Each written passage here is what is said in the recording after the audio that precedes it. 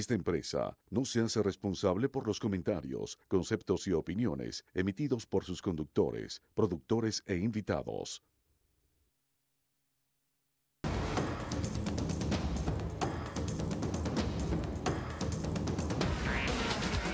Patricia Poleo en Agárrate, opinión estremecedora. La fe es la luz de esperanza que ilumina nuestro ser. Los tiempos han cambiado, bien lo sé, Dios. El pensamiento y la forma de ser invade los temores, se pierden los valores. Principios de familia que se alejan cada vez. Que cada quien asuma su papel. Y que el amor se sienta a flor de piel. Que el respeto se infunda, el derecho y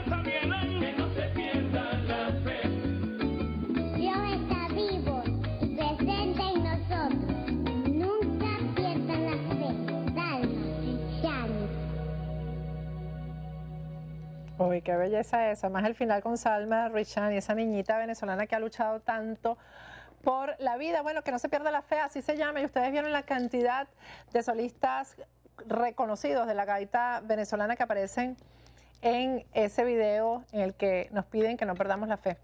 Bueno, mañana es la audiencia final para la sentencia de Leopoldo López. Su esposa Lilian Tintori ha anunciado a través de la cuenta de Twitter de Leopoldo López, que es @Leopoldo López, que a las 9 de la noche de Venezuela, quiere decir que son las 9:30 de la noche aquí en Miami, van a dar una información importante con respecto precisamente a esa audiencia. Aquí vamos a estar pendientes para transmitírselas a ustedes dentro de media hora aproximadamente, que es lo que ella suele ser, Lilian, bien puntual cuando anuncia que va a hacer va a lanzar este tipo de mensajes por el Twitter. Así que vamos a estar pendientes dentro de media hora. Nosotros aquí le vamos a leer exactamente, o vamos a transmitir si es en video, lo que Leopoldo López quiere anunciarle al país y al mundo, horas antes de presentarse ante la juez Susana Barrientos, que es la que va a tomar la decisión sobre él y sobre los otros los estudiantes que lo acompañan en este juicio.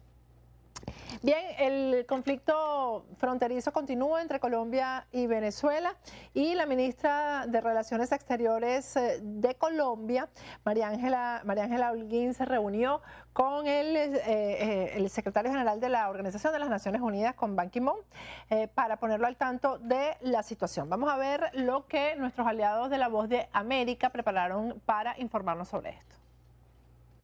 Ministra, ¿cómo está? Bien, ¿cómo van? Bueno, ministra, ¿nos puede dar una conclusión de esta reunión con el secretario general?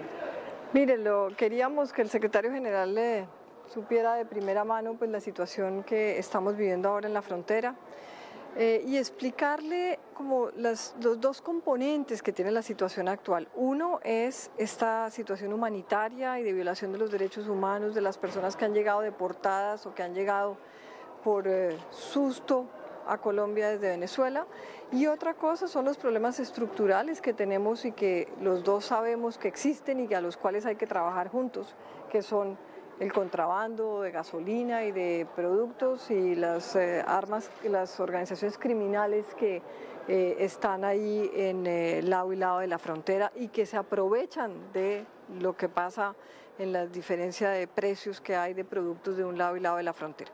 Entonces, eso quería explicárselo al secretario general, lo entendió perfectamente, la mejor voluntad, la mejor actitud. Él había tenido una reunión con el presidente Maduro en China y le había comentado que yo venía, iba a oír el lado colombiano.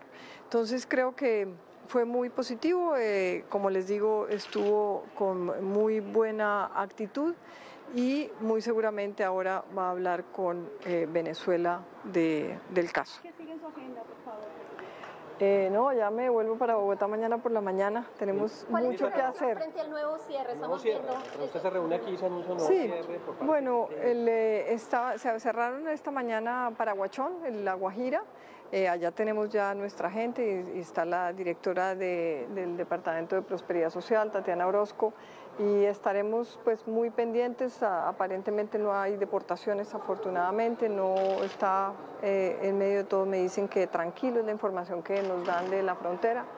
Y bueno, vamos a trabajar para que todos esos indígenas guayús que finalmente atraviesan y cruzan los dos países todo el tiempo, pues no vayan a sufrir ninguna falta de alimento o de alguna cosa. ¿Qué tan lejos o qué tan cerca está el encuentro entre el presidente Santos y el presidente Maduro? ¿Hay nuevas condiciones o siguen siendo las mismas?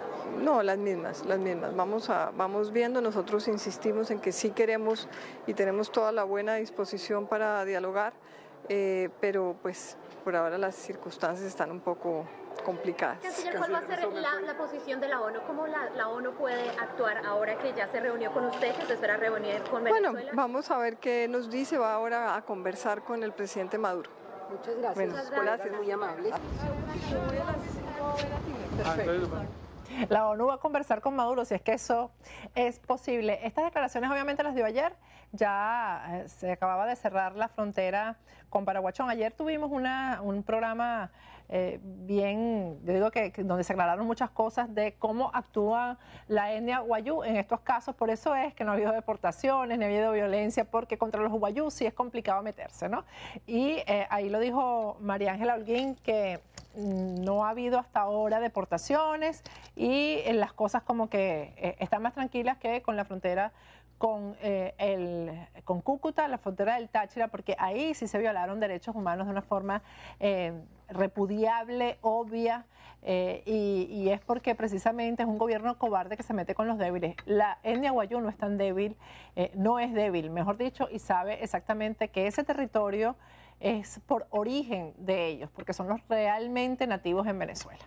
Bueno, y mientras la ONU está alertando sobre el incremento de ciudadanos que han sido afectados por este conflicto colombo-venezolano, la oposición, la coalición opositora en Venezuela está declarando, y es la versión que hay, que Nicolás Maduro está enrareciendo, intentando enrarecer el clima en Venezuela que debería ser en paz para las próximas elecciones. Apenas faltan menos de 3 meses para las elecciones a la Asamblea Nacional y aún esta situación en la que se están suspendiendo las garantías ya en 2 zonas en Venezuela, pues está angustiando a la oposición porque esto podría extenderse a todo el país y, por supuesto, entorpecer el buen desarrollo de las elecciones del 6 de diciembre. Vamos a ver lo que tiene La Voz de América preparado sobre esto.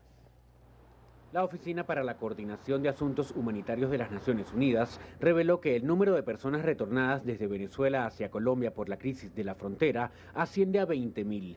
A este respecto, la canciller de Colombia, María Ángela Holguín, aseguró luego de una reunión extraordinaria con el secretario general Ban Ki-moon que el presidente Juan Manuel Santos sigue dispuesto a hablar con Venezuela sobre la crisis fronteriza. Queríamos que el secretario general le supiera de primera mano pues, la situación que estamos viviendo ahora en la frontera. Y explicarle como los 2 componentes que tiene la situación actual. Uno es esta situación humanitaria y de violación de los derechos humanos de las personas que han llegado deportadas, y otra cosa son los problemas estructurales que tenemos. Sin embargo, el vicepresidente ejecutivo de Venezuela, Jorge Arreaza, justificó la nueva medida de expansión del cierre fronterizo y aseguró que en la zona todo se encuentra en total normalidad. Vamos a tener, por supuesto, estrictos niveles de control para que podamos estabilizar la situación en la zona, porque por fin se le pone el torniquete necesario a esta zona. Por su parte, la opositora Mesa de Unidad Democrática rechazó la ampliación del cierre fronterizo por considerarlo inadecuado y aseguró que el cierre de frontera es un mecanismo usado con un propósito espurio. A la forma como el presidente Nicolás Maduro y su gobierno ha violentado la Constitución con el objeto de implementar el estado de excepción que conduce a dificultar el desarrollo del proceso electoral. Álvaro Algarra, Voz de América, Caracas. Bueno, y tal como anunciamos ayer, el opositor venezolano Pablo Medina se reunió finalmente con el Papa el día de hoy para pedir que el Papa intervenga por los presos políticos y también porque haya elecciones auténticas el próximo 6 de diciembre. Pablo Medina no va a poder estar con nosotros por cuestión de horas, pero la periodista ítalo-venezolana Marinelis Tremamuno va a estar con nosotros a pesar de la hora. Son las 3 de la mañana en Italia, pero ella estuvo presente en todas las reuniones que estuvo Pablo Medina y nos va a relatar al regreso todo lo que ocurrió y todo lo que el Papa pudo decirle a Pablo Medina. Pero antes de irnos a un corte, vamos a ver el video que un grupo de perseguidos políticos venezolanos preparó. Es un mensaje a la comunidad colombiana, a los colombianos, pero específicamente al Congreso de Colombia, en nombre de los venezolanos que realmente quieren una región libre y democrática.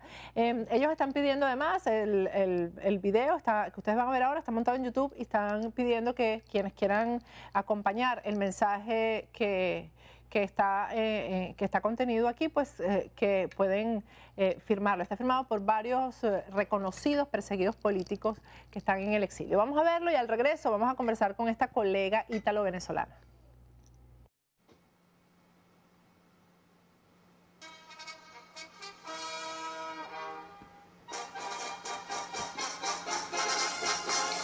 Señores senadores y representantes del Honorable Congreso de la República de Colombia.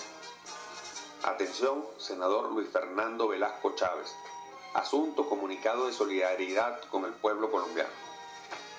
Honorables senadores y representantes, en nombre de los principios de libertad, fraternidad y solidaridad que unen y rigen el destino de nuestros pueblos hermanos, condenamos firmemente como venezolanos la flagrante y sistemática violación a los derechos fundamentales a los que están siendo sometidos nuestros hermanos de Colombia que hacen vida en Venezuela. Violaciones estas que atentan contra la propiedad y, lo que es peor aún, contra la dignidad de estos seres humanos, hoy criminalizados por su origen, nuestra hermana Colombia. Bien decía el libertador Simón Bolívar que la ingratitud es uno de los crímenes más grandes que pueden los hombres atreverse a cometer. ¿Cómo olvidar la hazaña de tantos héroes neogranadinos que desde los albores de nuestra independencia escribieron con su sangre las páginas más heroicas de una historia común, llena de ideales cimentados en la igualdad y el respeto al ser humano? El mismo ser humano que hoy es humillado sin vacilación por el tirano infame que nos desgobierna, bajo la mirada cómplice de aquellos a quienes poco importa el veredicto inequívoco y severo del más puro y sabio tribunal, la conciencia de los pueblos. Tanto es nuestro origen común que en la historia patria se recuerdan las proezas de nuestros héroes de independencia sin reparar en su origen o lugar de nacimiento. Dijo una vez un soldado que la patria es por la que se lucha y no solo donde se nace. Sería interminable la lista de tantos colombianos que lucharon y siguen luchando por nuestra Venezuela. Hombres como el capitán colombiano Antonio Ricaurte en el Polvorín de San Mateo, en los Valles de Aragua, quien junto a 50 soldados patriotas, en un acto de valentía sin igual y ante la toma inminente de aquella determinante plaza militar, prefirió sacrificar su vida por la causa libertaria, resolviendo estallar con todo el parque de armas y municiones a su cargo antes de caer de rodillas frente al enemigo invasor, cambiando así el curso de nuestra historia y el futuro de nuestras queridas Colombia y Venezuela. Señores del Congreso, en honor a esa tradición de lucha que nos une en contra de la tiranía y la opresión, levantamos nuestra voz de protesta y llamamos la atención de ese honorable Congreso, porque callar ante lo que ocurre sería negar nuestra propia historia y el gentilicio de nuestros pueblos. Sería avalar con el silencio la destrucción de nuestra humanidad más allá de las banderas e hitos que nos separan. Callar ante lo que ocurre es ser cómplices del mal que encarnan los funestos personajes que hoy maldirigen a nuestro país y que pretenden sembrar de odio y miseria a nuestros pueblos americanos. Por eso, revestidos de humildad, sin más títulos que el de ciudadanos de la República de Venezuela, condenamos con la fuerza que inspira nuestros corazones y el espíritu vivo de nuestra causa libertaria a quienes hoy, en nombre de la soberanía, ya violada por ellos mismos, exacerban la xenofobia y arremeten contra cada colombiano que vive en nuestro país. Condenamos a un régimen totalitario que con su actuar evoca las más vergonzosas escenas de la Alemania nazi, al mejor estilo de La noche y los cristales rotos, donde las casas de los judíos eran marcadas y saqueadas por las hordas del nazismo, los niños separados de sus padres, las mujeres abusadas y centenares de personas confinadas en campos de concentración. Consideramos, señores honorables del Congreso, que tan abominable capítulo de la historia humana fue suficiente para leccionarnos como civilización y no podemos permitir que se repita. No podemos permanecer silenciosos como pobres espectadores de un atropello a la raza humana sin levantarnos en voz de protesta. Nos negamos a abrazar la concepción de aquellos que piensan que los organismos internacionales son clubes de altos dirigentes políticos y gobernantes que obedecen a intereses particulares y no a los intereses de los pueblos que sufren nuestra inmadurez como especie y la incapacidad que hemos demostrado para alcanzar la paz de las naciones y el bienestar común. En ese sentido, señores senadores y representantes, nos plegamos al pueblo de Colombia y esperamos que por intermedio del honorable Congreso sepan nuestros hermanos neogranadinos que hoy nos une tanto como ayer una causa común y el justo respeto a nuestros pueblos, a nuestro origen, a la dignidad del hombre, de la mujer, de los niños del mundo y en este caso de nuestra hermana Colombia. Los hechos a los que hacemos alusión en esta oportunidad, además de embargarnos de vergüenza por lo que hace nuestro desgobierno, no pueden ser bajo ninguna circunstancia tolerados, como uno de los tantos atropellos y bajezas que impunemente se le permiten al régimen de Nicolás Maduro en contra de las personas y sus libertades. Exhortamos en consecuencia al ilustre Congreso de Colombia a activar todos y cada uno de los mecanismos constitucionales y del derecho internacional que estime pertinente para frenar la arremetida xenofóbica y agravio sistemático en contra de los ciudadanos colombianos, cuyas consecuencias pudieran lesionar de manera irreversible el futuro de dos naciones hermanas. Atentamente suscribimos los ciudadanos venezolanos, pero también gran colombianos del Centro Andino para la Democracia.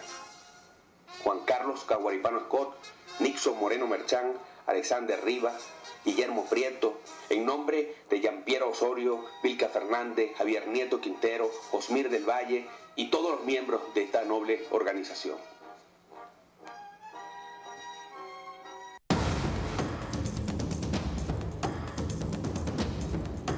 Agárrate con Patricia Poleo. Agárrate con Patricia Poleo. Regresamos con Agárrate, ya tenemos vía Skype desde Italia a Marinelli Tremamugno. Ella es periodista ítalo-venezolana, ahí la vi ya, y es más venezolana que ítalo físicamente y en su forma de ser, pero bueno, tiene los dos ingredientes. Ella es corresponsal de la televisora mexicana Cadena 3 en Italia y escribe para el periódico vaticanista La Nuova Bussola Quotidiana. Buenas noches, Marinelli, ¿cómo estás? Así es, buenas noches Patricia, muy contenta de tener la posibilidad de contar a través de tu programa las emociones que hemos vivido el día de hoy desde el Vaticano. Ya me oyes que estoy un poco ronca, así que te podrás imaginar todas las vivencias que hemos tenido el día de hoy. Bueno, son tus 3 de la mañana, 3 de la mañana y un poquito más, creo que tienes casi 24 horas despierta, ¿no? Así es, 24 horas viviendo estos momentos muy importantes para nuestra bella Venezuela. Bueno, primero quiero saber un poquitico de ti. ¿Cuánto tiempo tienes allá en Italia? ¿Te graduaste de periodista en Venezuela o en Italia? Cuéntame un poquito de eso. Bueno, yo me gradué de periodista en la Universidad Central de Venezuela. He vivido gran parte de mi vida en Venezuela. Digo que soy ítalo-venezolana porque mi familia es de origen italiano, mi familia paterna, y me gusta decirlo porque es una muestra de esa mezcla que siempre hemos tenido los venezolanos, ¿no? Gran parte de nosotros somos descendientes de diferentes pueblos, sean europeos como latinoamericanos, siempre hemos sido un país mixto y yo creo que esto es parte de esa riqueza cultural que tenemos y me gusta destacarlo. ¿Cuánto tiempo tienes en Italia? Tengo ya 6 años en Italia y bueno, decidí irme del país hace 6 años, en el 2009, a raíz de todos los acontecimientos contra la libertad de expresión en Venezuela. Yo tenía un periódico en San Antonio de los Altos, se llamaba Tras la Noticia, y bueno, personalmente viví lo difícil que es ejercer la libertad de expresión en Venezuela, y a raíz de esos cierres que hubo de emisoras de radio en el 2009, luego del cierre de RCTV, tomé la decisión de irme del país. Bueno, por cierto que RCTV, ahí estamos esperando que haya digamos, una posición oficial por parte de la directiva, porque hasta ahora no han dicho nada, pero ya la Comisión Interamericana de Derechos Humanos ordenó que se le restituya la señal. Marinelli, cuéntame cómo fue esa reunión de hoy. Bueno, estuvo en una audiencia pública Pablo Medina con el Papa Francisco. ¿De qué se habló ahí? ¿Cuál fue la reacción del Papa? Habla tú, cuéntanos qué pasó ahí. A ver, bueno, inicialmente hubo ese encuentro entre el Papa Francisco y Pablo Medina. Fueron pocos minutos, pero minutos muy intensos, en donde Pablo Medina tuvo la oportunidad de evidenciarle al Papa de que Venezuela es la Siria de América Latina. ¿Por qué la comparación? Porque, bueno, hemos visto los acontecimientos en cuanto a la cantidad de refugiados que está recibiendo Europa, de personas que están escapando de la guerra en Siria, y bueno, era una excelente oportunidad de hacer entender lo que se vive también en Venezuela, en donde personas están escapando del país, y es un poco el mensaje que le transmitió Pablo Medina en esos pocos minutos al Papa, haciéndole ver que en Venezuela ya han escapado 1.600.000 venezolanos en esta última década para poder salvar su vida. En esta audiencia pública participaron alrededor de 20.000 personas, fue en plena Plaza San Pedro, y además el señor Pablo Medina tuvo la posibilidad de pedirle al Papa directamente de ayudar a Venezuela para poder tener unas elecciones auténticas ante todos estos hechos que hemos visto en el país, en donde se está generando todo este clima de tensión que puede afectar un camino democrático en Venezuela. Todas estas palabras, el Papa asintió con la cabeza, hizo un gesto de que, haciendo entender, ¿no?, que él estaba al tanto de toda esta situación, y su respuesta muy clara y en español además fue: estamos rezando por Venezuela. Yo creo que son palabras bastante llenas de contenido, ¿no?, de lo que se está viviendo dentro del Vaticano y de la posibilidad de que el Vaticano pueda ayudar en esa mediación para lograr la defensa de la democracia en nuestro país. Dime una cosa, él me dice que el Papa se sorprendió, puso un gesto como de angustia cuando él le hizo la comparación entre lo que estaba pasando en Venezuela y lo de Siria. Sí, porque evidentemente el Vaticano está viviendo muy de cerca todo este tema del éxodo de los refugiados, de los inmigrantes, sobre todo Italia ha sufrido mucho la llegada de esta cantidad de migrantes. Entonces, hacer la comparación es bastante gráfico y bastante sensibiliza mucho, ¿no?, y hace entender lo que se está viviendo en Venezuela. Porque además en Siria está declarada una guerra. En Venezuela vivimos los mismos números de una guerra de muertes y no tenemos una guerra declarada. Entonces, esto evidentemente no sorprende, digamos que le hace ver al Papa un poco la situación tan de gravedad dramática que están viviendo los venezolanos, y el gesto, la expresión que tuvo el Papa durante ese corto encuentro, sin duda nos hace entender de que él está perfectamente al tanto de la situación. Y luego, además, la conversación que tuvimos con el cardenal Pietro Parolin, que fue bastante amplia. Eso era lo que te iba a preguntar, ¿no? Porque además me estoy leyendo lo que Pablo Medina temprano me mandó. Él no está porque, bueno, ya Pablo está viejito, ya no puede estar despierto como a estas horas, ¿no? Te mandó a ti, bueno, qué cosa que agradecemos que te haya mandado a ti. Prefiero hablar contigo, déjame decir. No, y además que tenemos otra reunión importante mañana con el Ministerio de Relaciones Exteriores de Italia, en donde seguiremos denunciando la situación de Venezuela. Así que mejor que descanse y que esté preparado para la jornada que tenemos mañana. Así es, porque él me decía más temprano que él le entregó el libro sobre la muerte de Chávez, el que escribió Pablo, y que también le entregó el documento de los samaritanos pidiendo la santificación de José Gregorio Hernández. Así es, así es. Además también le entregó como regalo unos garrotes que son típicos en el baile del Tamunangue, ¿no? Y de hecho tengo las imágenes, te las puedo hacer llegar, del momento en que recibe esos regalos, y importante, ¿no?, la información que contiene el libro de Pablo Medina, en donde se explica el complot en torno a la muerte del expresidente Hugo Chávez. Cuéntame de la reunión con Parolin, porque Marinelis, ayer tuvimos aquí a la mamá de un preso político en el programa, a la mamá de Ronnie Navarro, y ella decía que Pablo Medina iba a ir y iba a hablar en nombre de los presos políticos, iba a presentar el caso específico de su hijo que está siendo torturado, bueno, como todos los presos políticos y cuyos derechos están siendo violados en Venezuela. ¿Con Parolin se pudo hablar del tema en específico? ¿Cómo fue esa reunión? Sí, fue una reunión bastante positiva, Patricia. Yo estuve presente, soy la única testigo de ese encuentro tan importante entre Pablo Medina y el cardenal Pietro Parolin, el secretario de Estado del Vaticano, que además fue nuncio apostólico en Venezuela y conoce perfectamente la situación de Venezuela. Fue una conversación de media hora. O sea, ni siquiera un jefe de Estado generalmente no habla tanto tiempo dentro de una reunión con un alto prelado del Vaticano, ni siquiera con el Papa. Y te puedo contar que tuvimos la posibilidad de una reunión privada con el cardenal Pietro Parolin de media hora, hablando de la situación de Venezuela.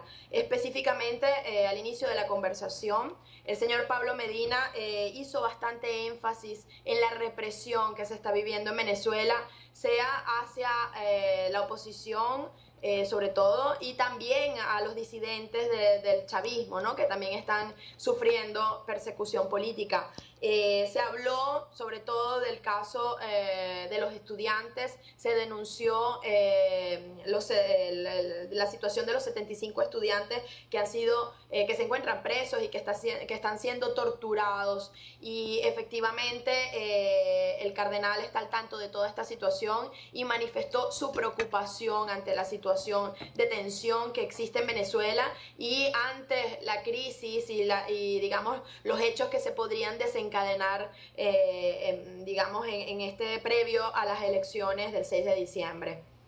Bueno, Marinelis, mañana a lo mejor nos comunicamos otra vez contigo para que nos cuentes cómo estuvo esa reunión, ¿no? Sí, yo te quiero comentar algo importante que también surgió durante la reunión con el cardenal. Además de facilitarle toda la información actualizada de cuál es la situación de Venezuela, de hablar de la situación de la frontera, y de pedir una intervención de Papa Francisco más activa, sobre todo en vista a su viaje a Cuba en los próximos días, a finales del mes de septiembre. Te digo que tuve la posibilidad de entregar un documento personalmente, con la ayuda obviamente del señor Pablo Medina, en donde se habla de la situación de blackout informativo que sufre Venezuela. Este documento se llama El secuestro de la voz, en donde participas tú también, Patricia, con un testimonio bien importante, junto al testimonio del señor Pablo Medina, de Luis Chatén, Emilio Lovera, por mencionar algunas personas que están presentes dentro de este documento, que fue preparado por una colega chilena, por Natalia Farías, y por Cristian Sandoval Cabezas. Tuvimos la posibilidad de entregar este material y también le mencioné sobre la situación de RCTV con esta nueva sentencia de la Corte Interamericana de Derechos Humanos, en donde se solicita o se exige la renovación de la concesión a Radio Caracas Televisión. Te digo que Pietro Parolin está bastante preocupado por la situación de Venezuela, renovó su intención y digamos, de llevar adelante, ¿no?, todas nuestras denuncias a Papa Francisco, y se comprometió a colaborar personalmente, a colaborar de manera más activa, porque sabemos que la Santa Sede y el Vaticano ha estado colaborando, buscando una transición, un diálogo en Venezuela, pero ellos están muy preocupados y desean evitar evidentemente una situación más dramática de lo que ya se está viviendo. Ellos esperan que a través de este viaje que se va a realizar a Cuba se pueda de alguna manera también hacer algunas diligencias diplomáticas, ¿no?, entre estados, para poder tener alguna respuesta positiva para nuestro país. Esperemos que así sea, Patricia. Esperemos, y muchas gracias, Marinelis, por habernos atendido hasta ahora, y sobre todo porque tienes ya 6 años allá en Italia y no te olvidas de Venezuela. Qué importante es eso. Para nada, así como tú tampoco te olvidas de Venezuela. Jamás. Patricia. Y yo creo que el oficio de nosotros los periodistas es ese, seguir trabajando porque se rescaten las instituciones de nuestro país y podamos volver a ejercer el periodismo allá, como debe ser. Así es, nosotros tenemos la posibilidad desde fuera de ser la voz de los venezolanos que no tienen voz, y es importante, y de verdad te agradezco también esa labor que tú has tenido bien al frente, ¿no?, y bien dura en esta denuncia sobre lo que está sucediendo en Venezuela. Gracias, colega, muchísimas gracias. Marinelis de Maumunno. Bueno, de verdad, no pudimos tener a Pablo, pero lo tuvimos a ella. Yo estoy encantadísima con que haya sido una colega la que nos haya dado este reporte tan completo. Al regreso, bueno, estamos esperando, ya son las 9:30, las 9 de la noche en Venezuela, 9:06 de la noche en Venezuela. Vamos a esperar lo que a través del Twitter de Leopoldo López, @Leopoldo López, va a anunciar previo al día de mañana, que es cuando se espera la sentencia contra Leopoldo López y otros 4 estudiantes que están presos en el mismo caso. Al regreso, si tenemos ya la información, se la damos, y si no, de todas maneras, tenemos una conversación con Rodrigo Conti, periodista argentino, sobre todo lo que ha suscitado el fraude electoral en una pequeña región de Argentina, lo que ha traído, las consecuencias que este fraude en ese sector, que parece pequeño, ha traído para ese país. Ya volvemos.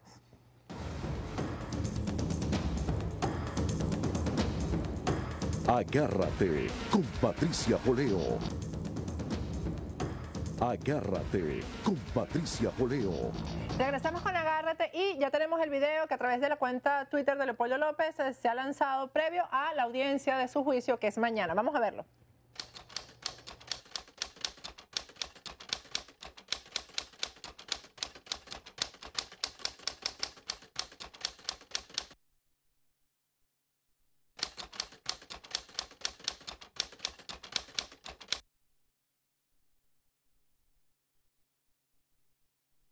Salgamos a caminar con firmeza, con fuerza, asumiendo la no violencia. Nuestro terreno, la calle, nuestra lucha, la no violencia. Que Dios lo bendiga.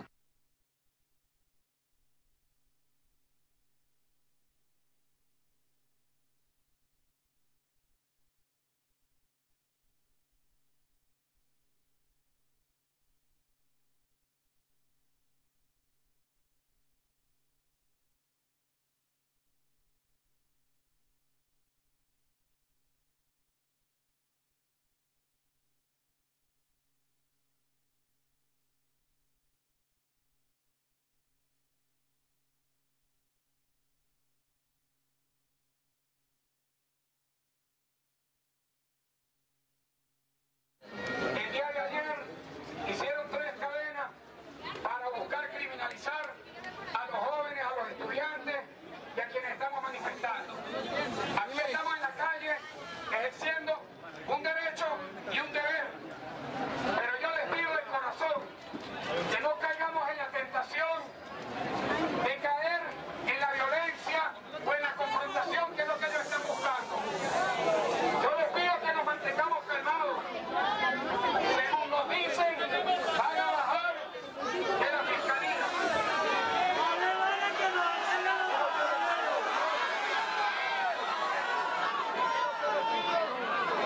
Que nos mantengamos como hasta ahora ha sido. La jornada de hoy ha sido exitosa. Hemos logrado lo que nos hemos planteado. Pero para que culmine bien, tiene que culminar de la parte nuestra en paz. Así que mantengámonos tranquilos.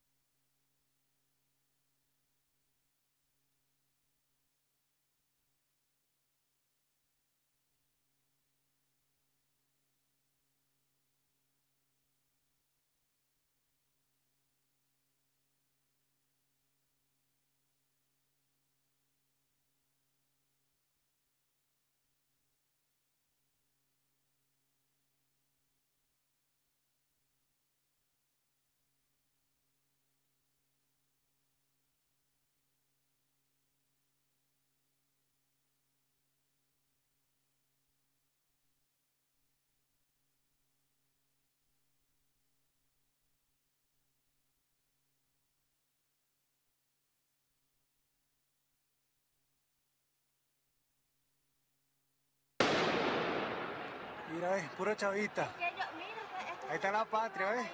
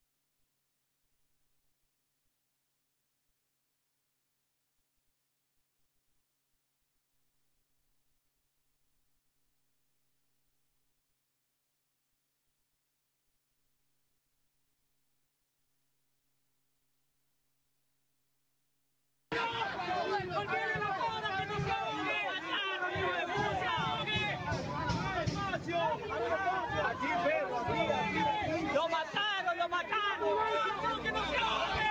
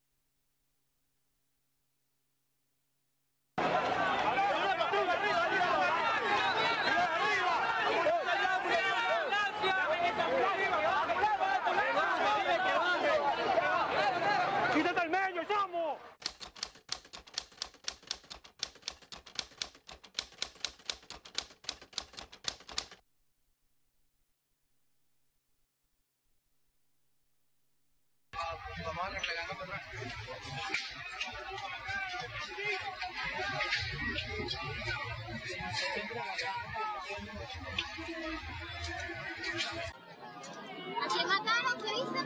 Mataron a un chamo. ¿Quién lo mató?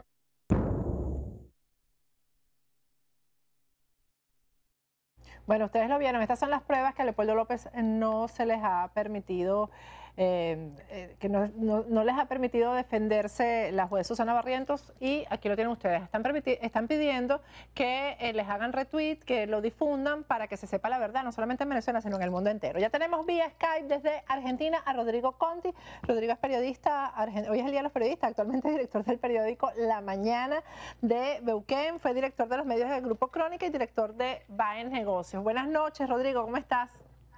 ¿Qué tal, Patricia? Muy buenas noches. Gracias por la espera, porque esto del video, no, ¿sabes cómo es esto? ¿Sabes cómo es este oficio? Entiendo, claro que sí. Rodrigo, ¿se dice Neuquén o cómo se dice Neuquén? Neuquén es una de las provincias de la Patagonia Argentina en este momento. Ah, ok. Bueno, la razón por la que queremos conversar hoy contigo es esto que está pasando en Tucumán, ¿no? Tucumán es una pequeña población, ¿no? Al noroeste de Argentina, pequeña por el tamaño, no sé si en población es pequeña, pero por el tamaño, parece que hubo fraude en la elección al gobernador y se dice ya, Rodrigo, que esto podría cambiar el rumbo de las elecciones presidenciales en Argentina. ¿Cómo es eso? A ver, en términos generales lo que hay que decir es que las elecciones de Tucumán no tienen un real impacto sobre la elección nacional en Argentina. ¿Por qué? Porque se trata de un distrito importante, sí, en el norte de la Argentina, justamente la provincia donde se firmó la independencia el 9 de julio de 1810, aquí de nuestra patria, en la que, sin embargo, el nivel de electorado es muy bajo a escala nacional. En Argentina la particularidad es que la provincia de Buenos Aires constituye el 37% del electorado nacional, con un real impacto. Es allí, en la provincia de Buenos Aires, donde realmente se define la elección nacional o buena parte de la elección nacional. Hay otros distritos, por supuesto, la capital federal, la ciudad de Buenos Aires, y otros como la provincia de Córdoba, el segundo distrito electoral en cuanto a implicancia nacional, y la provincia de Santa Fe, los que realmente pueden incidir sobre el electorado nacional. Ahora bien, hay que decir, Patricia, que el antecedente de Neuquén es un pésimo antecedente que no ha hecho más que complicar la campaña electoral en este tiempo, y ha quedado todo tenido en un clima absolutamente enrarecido. ¿Por qué se enrarece el clima? Bueno, el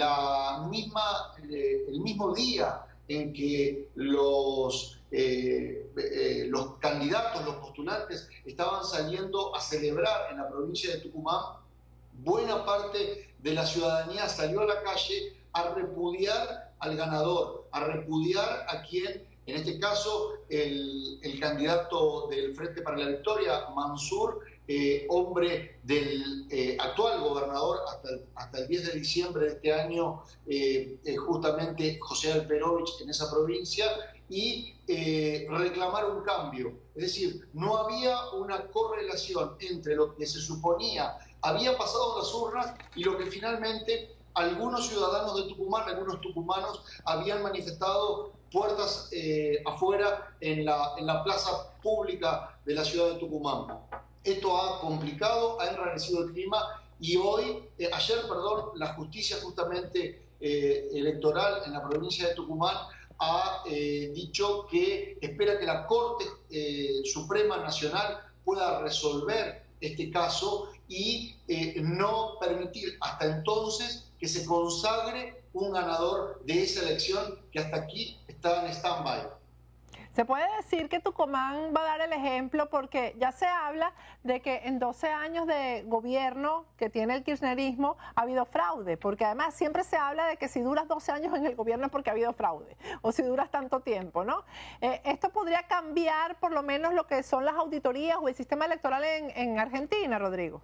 Bueno, a ver, siempre hay sospecha y suspicacia respecto de qué puede suceder en un proceso electoral en un país donde las instituciones no funcionan como quisiéramos. Ahora, es particular decir, en los otros procesos electorales anteriores en Argentina no ha habido quejas o denuncias concretas, serias, que se hayan podido sostener en el tiempo sobre eventuales fraudes. Es decir, siempre ha habido la sospecha de que alguna trampa, por decirlo de algún modo, pudo haber existido, pero nadie ha logrado que esa denuncia tuviera, digamos, un correlato en la justicia. La Argentina está muy dividida, Patricia, y hay realmente un 40% de los argentinos que adhiere fervientemente al gobierno. Hay que admitirlo, hay que decirlo, por la convicción del gobierno, por la utilización de los medios de comunicación del gobierno para incidir sobre esa voluntad popular, o efectivamente por su obra de gobierno, pero el kirchnerismo ha logrado que en la Argentina haya un umbral de votos y de adhesión realmente alto. El actual gobernador de la provincia de Buenos Aires, Daniel Scioli, que es el candidato que podría continuar con el kirchnerismo, aunque con un tono absolutamente moderado. Hay que admitirlo también, hay que decirlo.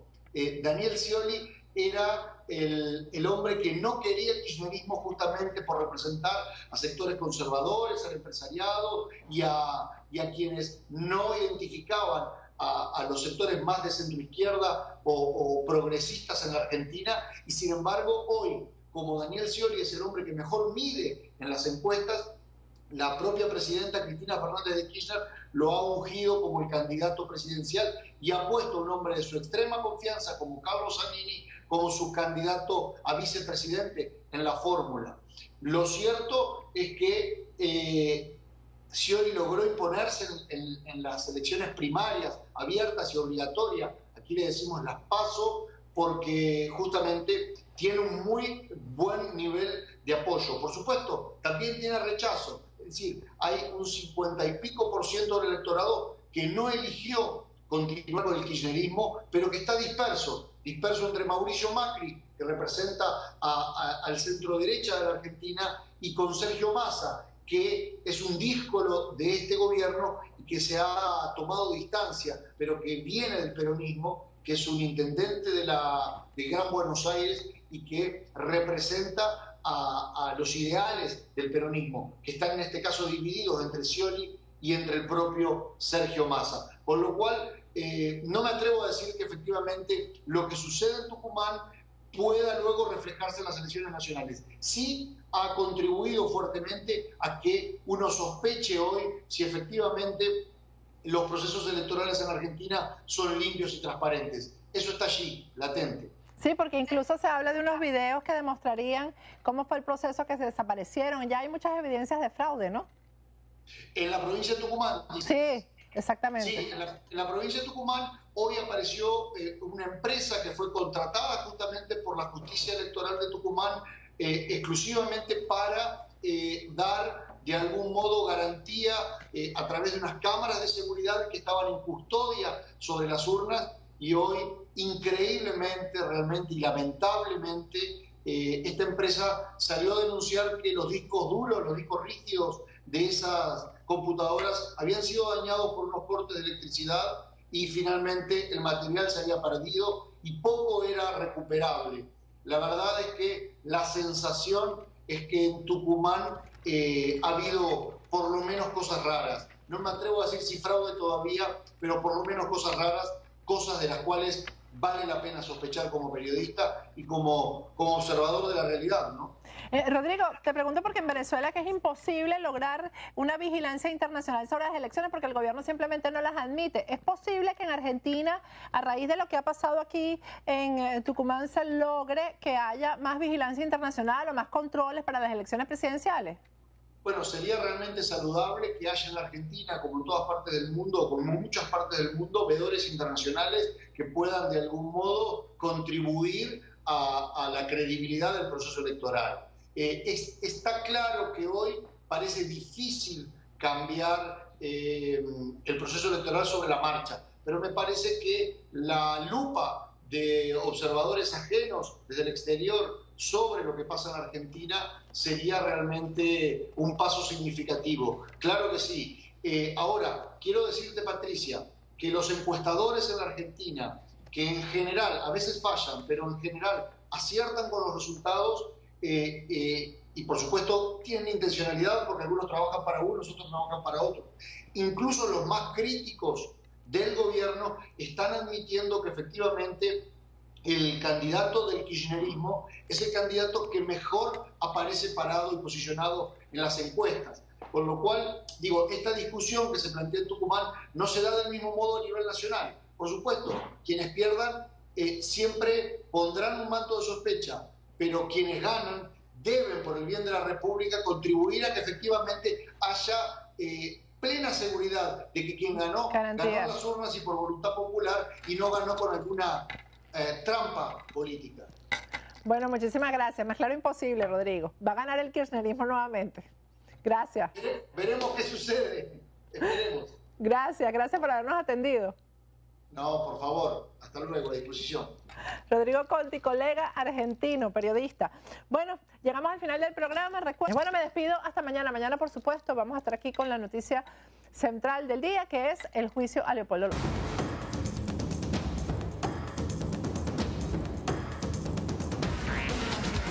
Patricia Poleo en Agárrate, opinión estremecedora.